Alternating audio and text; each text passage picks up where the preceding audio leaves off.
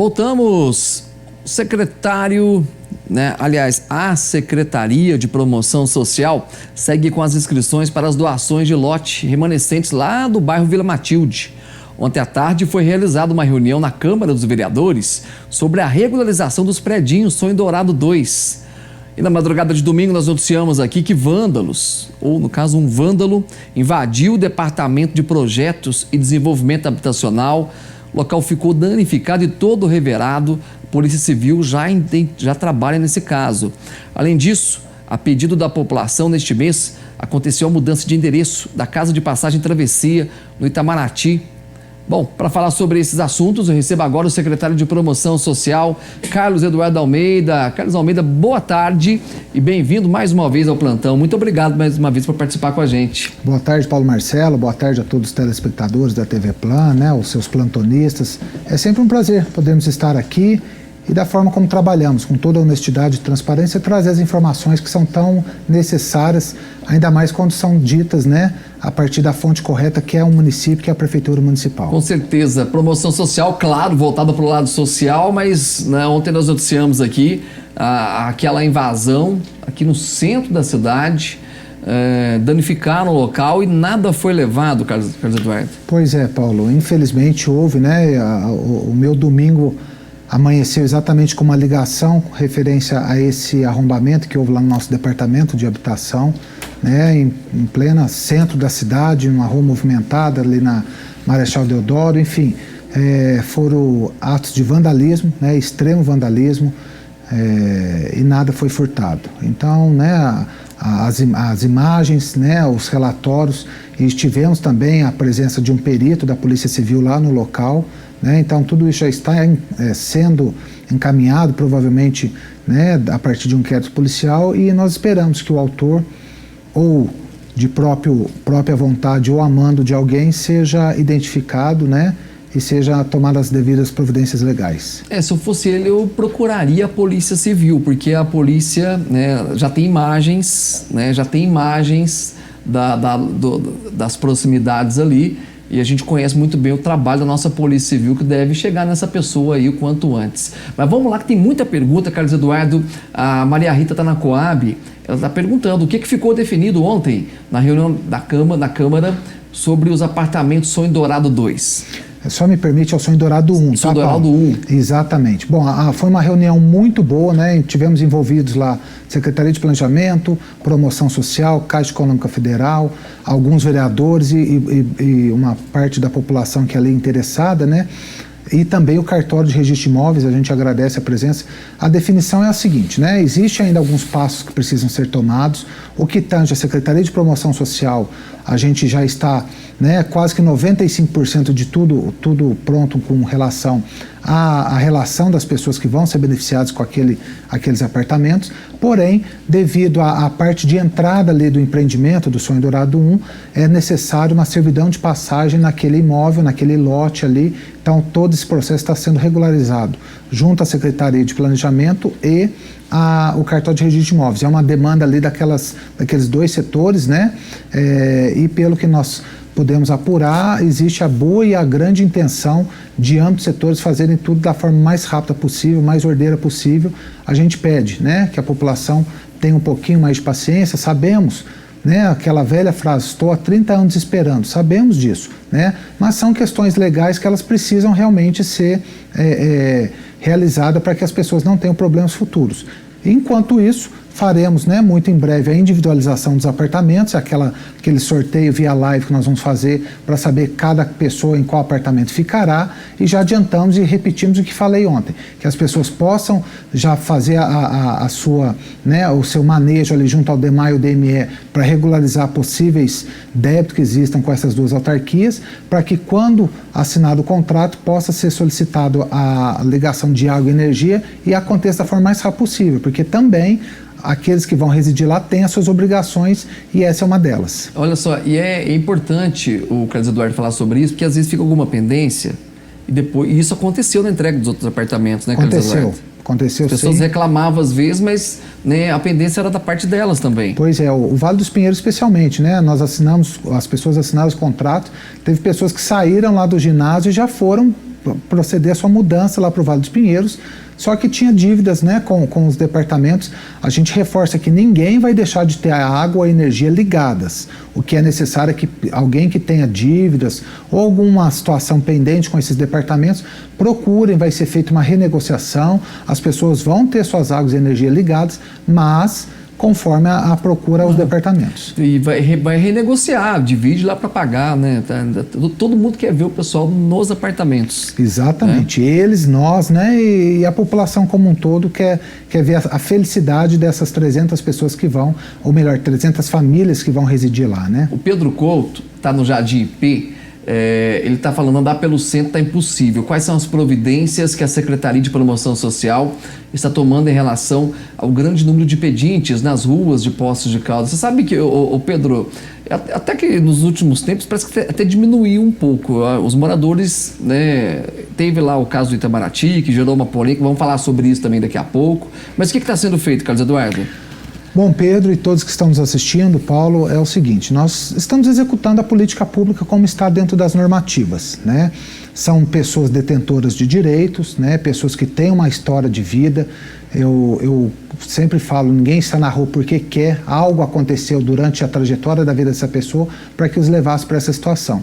Mas também são pessoas detentoras de deveres, né? Então eles não podem ficar aí pelas ruas fazendo, né, qualquer tipo de algazarra, fazendo às vezes até pedindo de forma muito violenta, né, fazendo seu pedido de esmola de forma violenta. Então, assim, a Secretaria de Promoção Social, o nosso setor, né, de abordagem social está fazendo um trabalho muito intensificado. Eu tenho plena convicção que o nosso trabalho está sendo exitoso, porque acabar com esse fenômeno, eu não tenho essa ilusão. É um fenômeno que está posto aí de forma mundial, as pessoas em situação de rua. Então, qual que é o nosso trabalho? Amenizar a situação, oferecendo trabalho, fazendo a nossa busca ativa. As nossas equipes, vocês podem perceber, nós estamos ficando parados em alguns pontos base, que são onde tem a maior concentração. Ou seja, e eu acredito a isso e quero agradecer à população que entendeu o nosso método de trabalho, que está dentro de uma política nacional e está colaborando e não dando esmolas. Então, quando acontece isso, a única forma que essas pessoas têm de sobrevivência alimentar, hospedagem, né, moradia, higiene pessoal, é dentro dos nossos serviços abrigos institucionais, nas casas de passagem, nos abrigos. Então, a população colabora, o serviço, né, da Secretaria de Promoção Social é executado e a gente está conseguindo, sim, amenizar essa situação. Agora, preciso levar uma informação em consideração.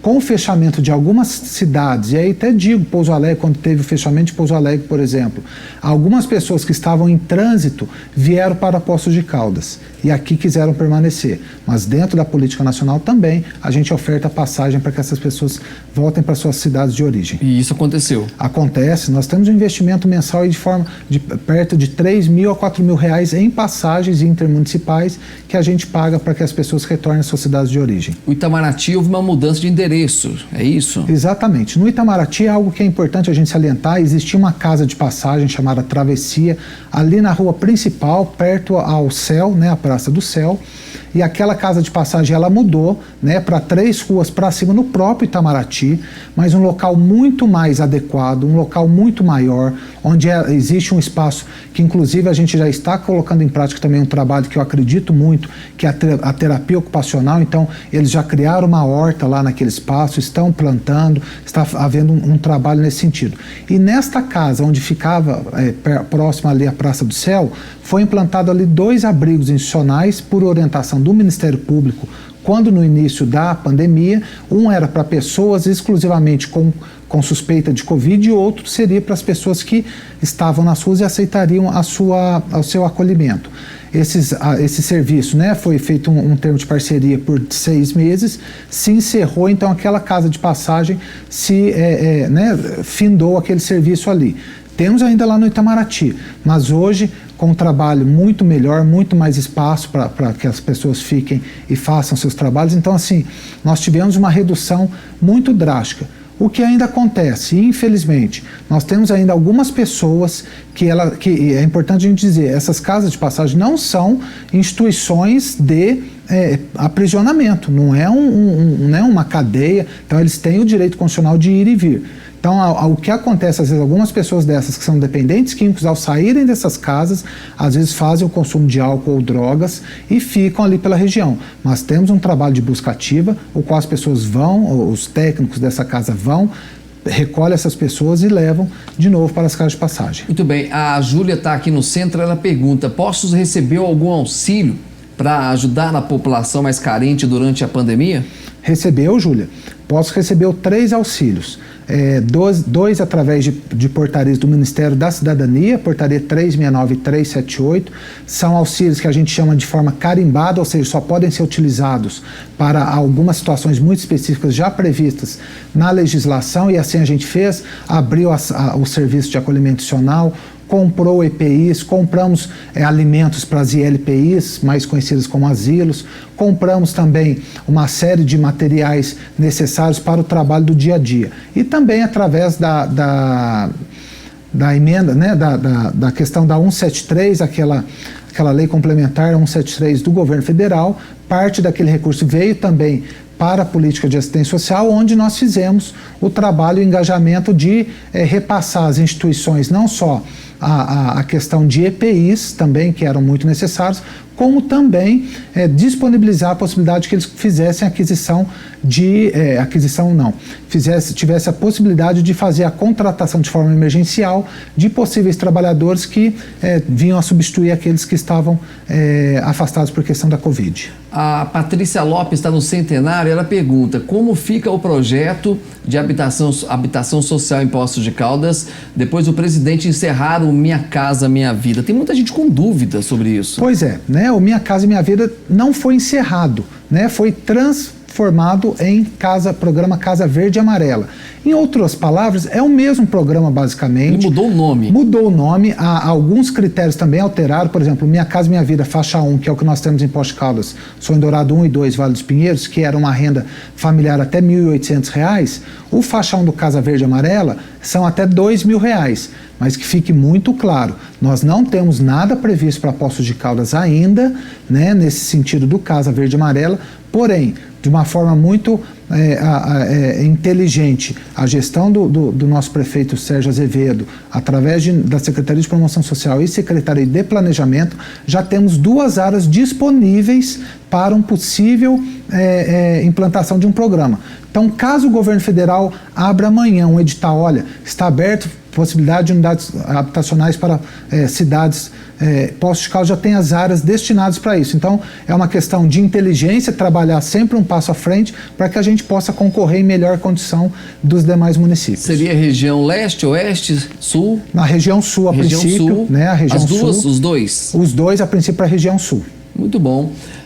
O Agnaldo Batista está na Vila Tony. Qual o projeto para crianças em vulnerabilidade social não ficarem nas ruas durante a pandemia? Poxa, Agnaldo, é uma situação bastante delicada. Por quê? O serviço que nós temos para famílias, crianças, adolescentes, né, adultos em geral, é o serviço de convivência e fortalecimento de vínculo. Esse serviço, por determinação de uma portaria também do Ministério da Cidadania, ele está suspenso de forma presencial. Porém, nós executamos, viu, Paulo?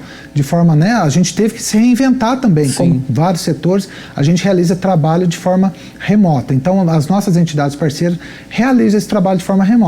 Aí a gente volta naquela situação que é a mesma da educação, né? Famílias em vulnerabilidade têm acesso à internet, têm acesso a equipamentos? Nem sempre, né? Então, a gente está fazendo também os trabalhos de busca ativa através dos CRAS, né? As nossas assistentes sociais, psicólogos, nossos técnicos também fazem esse acompanhamento.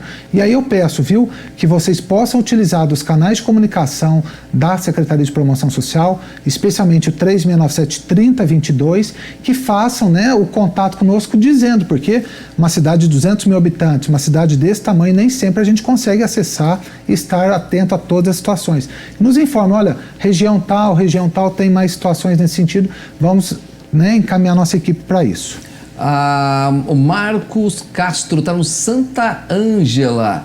Como é a relação da Secretaria com o Conselho Tutelar e qual o apoio da Prefeitura em relação a esse serviço também. Por coincidência, ontem nós falamos aqui com a Leda, que faz um trabalho sensacional na Delegacia da Mulher. Sim. Tem uma nova, a doutora Ângela agora também. Excepcional, né? Doutora Ângela. Faremos já iniciamos uma parceria, inclusive, já fiz uma reunião com ela. Reunião de vocês. Fizemos uma parceria, já iniciamos a parceria e logo vamos ter uma novidade muito, muito boa para a população feminina de Poços de Caldas. Que bom interligar todas as políticas públicas em prol da nossa cidade, né? Hoje cedo eu ainda estava, não vou fugir da resposta, hoje cedo eu ainda estava numa reunião na Santa Casa e é o meu método de trabalho. A gente tem que trabalhar de forma horizontal e entender que é uma responsabilidade de todos, né? Imprensa, órgãos públicos, privados, ou seja, graças a Deus ele está nos iluminando, estamos abrindo várias portas e o trabalho conjunto está funcionando. Mas, Conselho Tutelar, administrativamente, ele é de responsabilidade da Secretaria de Promoção Social,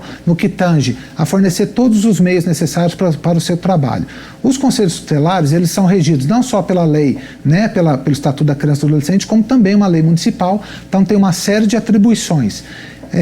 E também digo, viu, Paulo, uma novidade que nós estamos implantando é um portal da assistência social que nós vamos trazer um pouco mais de transparência, conhecimento à população dos trabalhos realizados e um deles é o Conselho Tutelar, porque infelizmente ele foi rotulado como aquele setor, né, que vem a trazer uma certa punição aos pais que têm que sair para trabalhar e deixar as crianças em casa. Muito pelo contrário, né, é um órgão de garantias de direito. O Conselho Tutelar, ele, por vezes, ele é rotulado de forma muito incorreta. Nós vamos trazer todo o trabalho que o Conselho Tutelar faz e quero aqui deixar um agradecimento de público aos 10 conselheiros titulares e aos 2 suplentes que estão em atuação neste momento, que é um trabalho muito difícil, você lidar com uma questão de vulnerabilidade, né? Você tem que, em alguns momentos, adentrar uma residência e identificar uma situação de violência. Nem sempre são bem recebidos, né? Muito pelo contrário, né? Muito pelo contrário. Já tivemos diversos casos de violência, né, física, quebra de patrimônio, ou seja,